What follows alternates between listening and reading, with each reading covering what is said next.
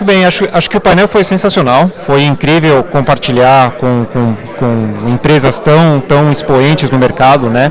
Essa visão da situação omnichannel, tanto do consumidor brasileiro quanto do varejista, né? E perceber aí que esse comportamento é cada vez mais natural do consumidor e ele passa a ser cada vez mais necessário para o varejista obter sinergias entre os canais, redução de custos, aumentar receitas, né?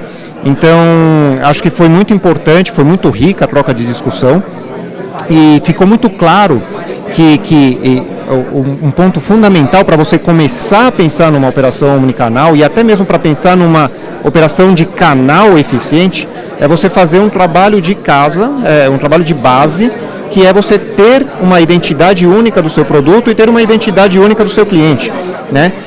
Sem essa visão única do produto e a visão única do cliente, você não vai conseguir levar uma estratégia omnicanal para frente, utilizar ferramentas de BI Analytics, ter eficiência na sua logística.